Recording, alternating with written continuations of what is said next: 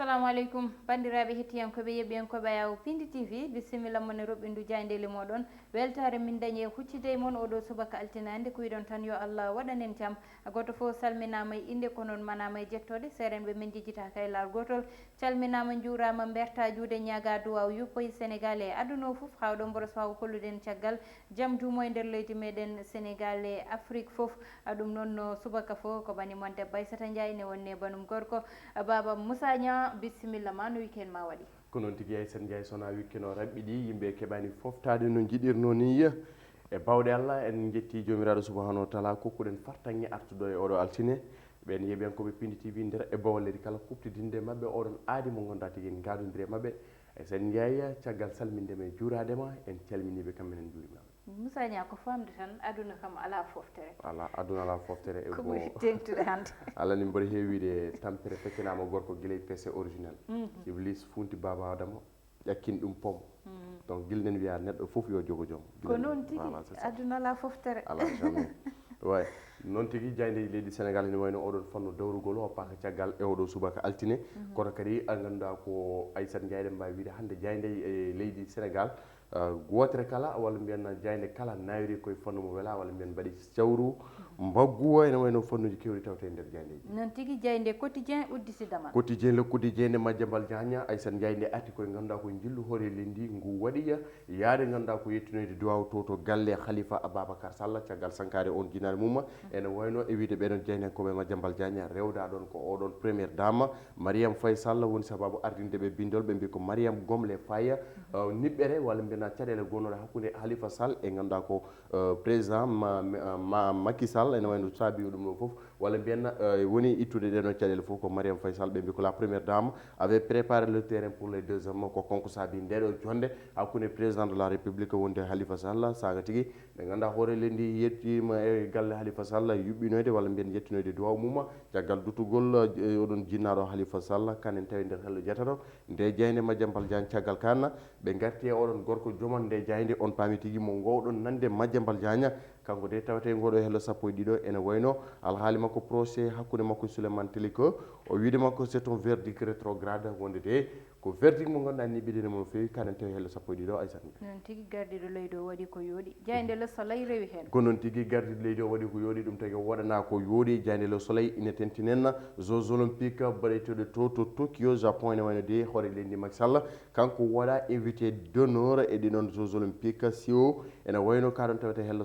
nogas e tato nde jayde guendir Le Soleil caggal kan ɓe mbi ko Sonos mo ganduɗa tigui waɗi accordé subvention oɗon presse sportif mo leydi Sénégal ko oɗon presse sportif mo leydi Sénégal subvention mo million ngaji nogas gam kay ko jokki gole mumen caggal kan Aissata Ndiaye ɓe garti e nguɗon jonggu ganduɗa ko oɗon ɓiɗɗo Double Less wiyete ko Sa Thiès ngun jonggu ngu liiɓi oɗon gorko biyeteɗo Moussa Ndoye ɓe garti no hannirta ni alhaali université virtuelle du Sénégal 20 000 ordinateur gam kay ɓiɗon étudiant ji ko yuɓɓini golle mumen walla men ko yuɓɓini jangde mumen kan ko hello joya nde jayde Le Soleil jayde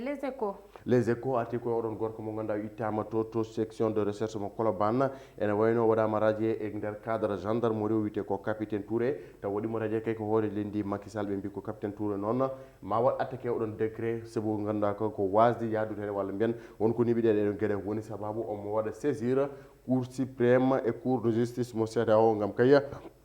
kaala e oɗon irrégularité tawaɗo e nder oɗon décret mo ganduɗa guittuɗomo to e nder cadre gendarmerie kanen tawi hello jeeɓo kamma ɗum ko ɓe garti e ɓen ɓe ganduɗa ko fonctionnement e nder corporation mumen ɗin magistrat ji Aissata Ndiaye ɗi ganduɗa tigui mbaɗino joint baro oɗon jeeya hen ko Djiby Seydi wondude Dion War Soumaré kamen kala wannoɓe démissionné to magistrature ene wayno ɗum ko hirande ɓennude wonno ma mbat prêté serment e ñalawma hande o kanen tawi hello mabɓe jeeɓo Aissata Ndiaye ko hunde yurminide kewi to technopole e wiide ɓeɗon jeynankoɓe Les Échos ko gorko ganduɗa ko wiyete ko Mas wullu Allahu Akbar o yanoyi e nder oɗon ravin ko toon tigui wasi fitano makko to no yooli o maayi caggal ɗum noon tigui gorko goɗɗo biyeteɗo Patrice Gomis ko ɓeɗon ɓe ganduɗa ko sehila makko mbarimo sababu nde debbo caggal tigi walla mbiyen ko adi haɓe mbaramo o haali inde maɓe kamɓe fof kanen tawe tigi e nder ngoɗo hello jooɓo nde Diaynde Les Échos. Diaynde Las ko addi Diaynde Las arti ganduɗa koye alhaali oɗon fannu dawru golle ene wayno tigi ɗiɗon sumgoji local 23 janvier 2022 ene wayno tigi ɓe mbi ko Benno à l'épreuve des locales Benno Bokk Yakar alhaali tigi visite de courtoisie et meeting mo ganduɗa ko combat de lutte mo Abdoulaye Khouma waɗi to ganduɗa ko Kaolack waɗi dille no fewi kanen tawi nder ndeɗo Diaynde kono kay natte jiiten ɗo ɗe Aissata Ndiaye yaaɗi tigi ko ganduɗa koye ɗum noon biyeteɗo les réservoir walla mbiyete ko ɗum tigi ganduɗa ko wotirte ɗum tigi woni ko tawete hen e Cheikh Issa Sall ɓe mbi ko waɗi investir gam kay mairie ndi Mbour yidde tigi yaɓande oɗon mairie ene wayno ɓe garti oɗon natal donking l'arène sénégalaise on promoteur ngana gandaɗo tigi ngal ɗon dingiral sippiro o wiyete ko Gaston Menga o waɗi avertir ɗiɗon amateur uji lamba o sokki non pas d' argent pour rester chez eux ɓe ngala haaliss ɓe enen mbawi heddade galle mumen kanen tawi nder hello sappo e ɗiɗo nde Diaynde Las caggal kan Aissata Ndiaye ɓe garti alhaali oɗon gorko mo ganduɗa tigi wiyete ko Sitor Ndouro ene wayno ko arbitre ngana teskonoɗo e nder lamba kankone o rien n'a changé depuis 10 ans à Fatick je suis candidat à la mairie ala ko wayli ko kanko de yiɗi waylude alhaali ganduɗa ko Fatick e mairie mum so tawi lamba mo jogaki fo heddoto galle muɗum Moussa Niang wadde lamba ruttima caggal sabu combat ne daña vraiment ha gasa joni hewɓe tinata combat waɗi perdre valeur mum ko heewi jiibimo trop Diaynde enquête koloski Diaynde enquête ari koye natal on debbo Fatoumata Ndiaye ene wayno lollirɗo walla mbiyenno lollinɗo nden inde walla mbiyenna on mouvement Fouta Tampi ko on suko debbo de ɓe gaddi tigi ardinde natal mum e nder ndeɗo Diaynde ɓe mbi ko l'Amazone du Fouta Fatoumata Ndiaye porte le combat et de son Fouta natal kan de woni ko tawateɗo e nder ndeɗo Diaynde wi ko o rewno ko section o ganduɗa ko APR tawete to Wakam sakkitirade e ganduɗa ko oɗo mouvement Fouta Tampi expérience uji ɗi ganduɗa ɗen caɗele ɗe wuuri ɗin menace uji ɗi waɗa harcèlement ene wayno de ganduɗa tigi kala e saaha oɗon debbo tigi ene change hoɗorde sabu e balɗe sappo e joyi change hoɗorde laabi tati Aissata Ndiaye kanen tawi nder hello jeeɗu ndeɗo Diaynde ko losko yañi woni ko Diaynenkoɓe enquête gankiti oɗon siko debbo caggal ɗum men noon ɓe mbaɗi jonde joɗade e on gonnoɗo jagorɗo ganduɗa kay ko citoyenneté ene wayno ministre Mambay Nia ene wayno on gorko mo haala mum haalano e nder koppereje ɗeɗon a faami tan Aissata Ndiaye kan de oɗon gorko woni mo mbaddi jonde junde kanen tawi nder hello mabɓe tataɓo kamɓe ɓe Diaynenkoɓe caggal kene Aissata Ndiaye haade men hippude nde ene wayno ɓe garti noyade en série ha joni de yoolayru ene jokkiɗo e nder leydi Sénégal ɓe mbi ko 8 décès en l' espace de 24 heures jettata joolima mbasi pitel mumen ɗo e nder leydi Sénégal taw koye ñalawma goto Diaynde l'observateur ko wi l'observateur ɓe mbaɗɗo ko plate maaro yotko Aissata Ndiaye wondude limon wondude tigi kaani kono kay wondude liɗɗi joɗɗi mbaɗa andi koɗo kam ana wawa defde ɗum ene wayno de ko koɗo maaro woni ko Diaynenkoɓe l'observateur mbi moƴƴani ɓe mbi ko lemmoni di danger ene wayno e wiide mabɓe caggal walla mbiyanna 31 kala e temedere jeɗɗa Aissata Ndiaye e ɗeɗo gueɗe ene mbawi addude cancer ko hunde rentetede wiide Diaynenkoɓe ganduɗa ko l'observateur ndefu ngu wona liɗɗi ɗi goni pewani walla wona maaro ko wona limon ko no defirte ni ingrédient ji batteɗen ɗi ɓe mbi ko hypertension artérielle maladie rénale e ganduɗa ko énorme taux de sel ganduɗa ko tawete hen quantité ganduɗa ko lamɗam taweteɗam hen kam ene wawi addude hypertension artérielle e gueɗe baɗe noon ɓe mbaɗi ko alerte nder complément d' alimentaire ganduɗa koye faade ɗiɗon bébéji ɗi ganduɗa tigui jettaki lebbi jeegom Aissata Ndiaye ene ñammine maaroji baɗi ni walla gueɗe baɗe noon kono kay ha e mawɓe gonɗa karani cellal ñammire maaroji baɗi ni kanen tawi nder hello mabɓe tataɓo kamɓe Diaynenkoɓe Youssoumaji Guène caggal ɗum tigui ene wayno ɓeɗon Diaynenkoɓe garti tigui alhaali ganduɗa ko Covid 19 Diaynenkoɓe Futurs Médias ɓe e wiide ɓe hello mabɓe jooɓo ɓe mbi ko probable troisiéme vague Aissata Ndiaye ɗum ko alerte plan Covid 19 wadde mbiyen yo ñakku ngu jokkuɗo e nder leydi Sénégal ene wayno ɓe garti hen no hannit ni kanen tawi nder hello mabɓe jooɓo yo Allah dandu ene troisiéme vague Vox Populi Aissata Ndiaye ɓe mbima ko ya andu drogue ene jokki jaggueɗo e nder leydi Sénégal ɓe mbi ko le Sénégal nouveau caravansaille des narco ene wayno tigui caggal kaɗon lana jagganoko to ene waɗi ganduɗa ko tonnuji jeetati piccal joyi taw fof ko drogue biteɗo hashish ene wayno de ko lana wodka tigui fawa junggo ɓe mbi tigui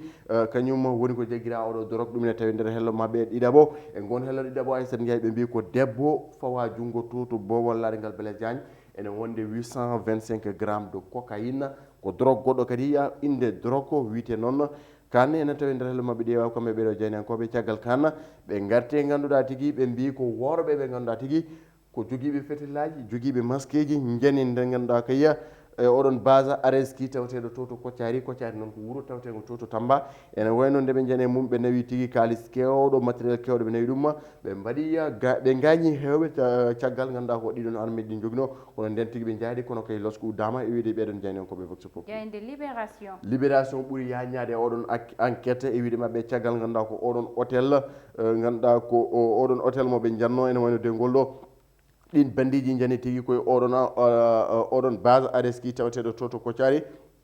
ɓe mbi ko intrusion armée ene wayno Aissata Ndiaye ɓeɗon tigui ene gabboya yimɓe nogasa taw kañumen kala jogui fetillaji taw kañumen kala ko ɓaleji mbaɗi kono kay yaadude masque ji jani tigui e nder nduɗon gollordu nawi toon tigui ganduɗa ko coopéré jonde kono kay gañi taweteɓe toon ɓe foof kanen tawi nder ndeɗo jayde caggal kan Aissata Ndiaye ɓe garti ɓeɗon amoɓe Wali Balago Seck Ahmed Thio e Mody Badiane e goɗon losko mabɓe ene wayno de ko ɓe mbi ko to palais de la République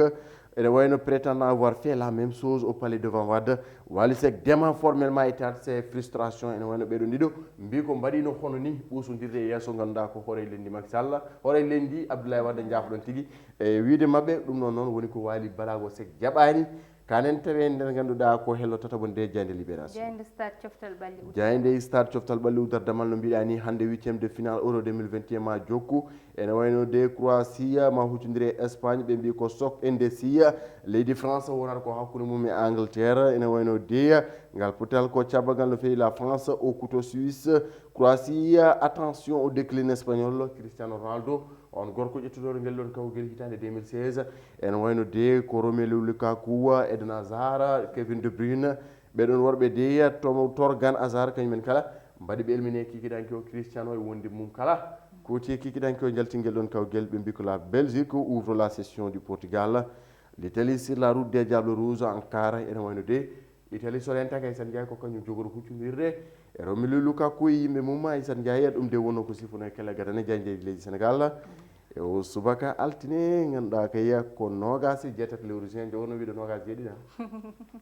nogas jeetati lewru juin oto usugotel ngel ko ɗon tigui ɗum ɓurno tengtude jayndeli ɗi min cuɓanino on min gaddane on oɗo subaka altine hande ɗum noon ko arde tan e banggal gongal no subaka fo ne woni tan banggal fait divers walla gueɗe rendo hande noon gueɗe rendo haalta koko ganduɗa l'observateur windi ɗum fayi tan e ñamdili ganduɗa ene heewi addande yimɓe caɗele ɗo e nder leydi ndi ɗum ɗon noon caɗele ɗe ene jewtida hen ko wayno tension rafiji goɗɗi kono tension o ɓuuri hen noon ƴewtidede saabu koko ganduɗa ndefuli Moussa Niasse ne deefe ma nebam dam heewa wona maaro ko boni wona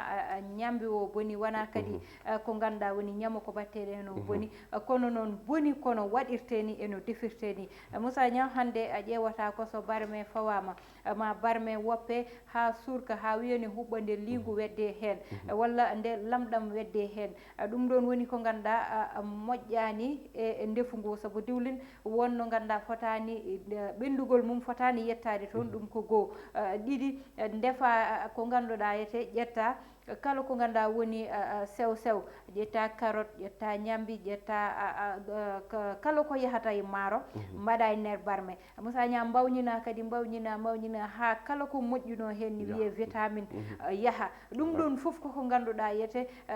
neɗɗo ne defta tawa kala ko ganduɗa ine moƴƴi e ɓandu neɗɗo nani hen kono nafere muɗum yeehi Moussa Niang Aissata Ndiaye ko noon tigui no mbiɗa ni alandi ndefu mom minen min ɓurani hen forde kono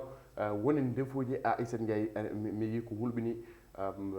sukara yo wat doore alani ko couleur ɓe mbaɗi privilégié par rapport e santé o procuration mum ñamde nde vitamine mo wawi hokkude mo wona toon ɓe ganduɗa ɓe nayori on walla mbiya wona toon nayoriɗon on rewɓe mais ɓurɗon teddinde ko yo maaro mo wat doore maaro ma so waɗi doore Aissata Ndiaye ala vitamine maaro ma so waɗi doore ganduɗa ko boni walla mbiyen kala ko moƴƴatno hen yeehi ɗum noon natti wadde jeeri c'est que ñamdu ndu tan ñama ɗum yahata ko ganduɗa ko nata ko ƴiƴam ma yahata wallituma koye banggue cellal ma kono ñama kina lorma saabu aɗa heewi finde tan mbiyeɗa KRD jamma koye rutima tu vois joom hypertension artérielle walla joom gueɗe mbaɗe noon jomum ñama ñamdu wonde sali walla ñamdu ndu ganduɗa waɗa régulier e jammago par ce que Allah o meeɗa warde neɗɗo par hasard Allah omo añe felede tu vois donc noon ñamel ɗum pour waɗe contrôle te Aissata Ndiaye wi yimɓe yoɓe ñaam local yoɓe ñaam ko woni ɗo ko yoɓe ñaam ko tawareɗo o noon tigi kala ko sohla nan ɗo Moussa Niang ko wawi welnude ñamde fof nan ɗo hande aɗa nden kaale oɗon banggue kono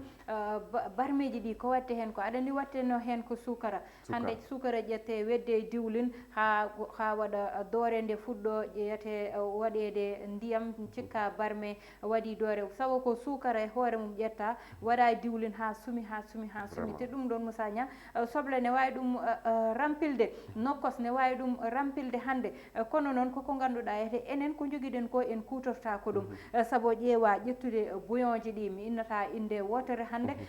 ko gandu ko safaluji batteɗi barme ɗi ine ɓeydite hen hande ko kañum watte ha barme waɗa doore Moussa Niang wonɓe ganda sene ndefa hay lamɗam natta e barme o saabi ɗum ko bouillon ji ganduɗa safaluji ganduɗa aɓe juppa ɗum e nder barme ji ha haɗa lamɗam ɗam ɗon lamɗam est ce que so ɓurte ɓandu neɗɗo ina moƴƴi e ɓandu ɗum ɗon fof ne foti ƴewtede jiiya maaro wojja ha wayno ko ɓawlini tawa ko colorant ji ɗi ƴetta mbaɗa e barme ha way noon wona tamate ɗeɗo te Moussa Niang ƴeewa enen to min to eɗen ndema tamata eɗen ndema Moussa Niang kala ko ganduɗa ina welna ndefu eɗen ndema ɗum te ɗum ɗon eɗen mbawi defde ɗum hande tawa bouillon natani e nder balme so deftama ñaame yimɓeɓe yo ustu hayso ganduɗa ni Moussa Niang hande ina defa ha ɓenda kam yo ustu bouillon ji ɗi saabu en nani mbaɗa gueɗe ganduɗa ko gueɗe kawtuniɗe gueɗe ganduɗa moƴƴani e ɓandu moƴƴani e cellal te hande cellal ne saaɗi Moussa Niang vraiment sa yeehi guerli tan kokkumama exemple sa yeehi guerli sa tawi bolon jooɗi tawra fof ko naturel liɗɗi ko maya men min guitar légume o koye jardin min guitar maaro o minen ndemata ɗum leɗɗe ɗe minen coppori min defir ɗum donc tout est naturel consommons local Aissata Ndiaye ko noon wawi wiyede ɓesgu Sénégal noon tigui consommons local wadde ñamen ko ndemɗen ko ñamen ko jeyɗen ko ɗum wonno komin gaddanno ene roɓɓindu Diaydele meɗen e oɗo o subaka altine hande ko tottude won aadi janggo so Allahu lamɗo jaaɓi ko banimen debbo Aissata Ndiaye wonno ne wonduno e baba Moussa Niang heɗenno ene banggal caméra o ko Mansour Sow alias Thiat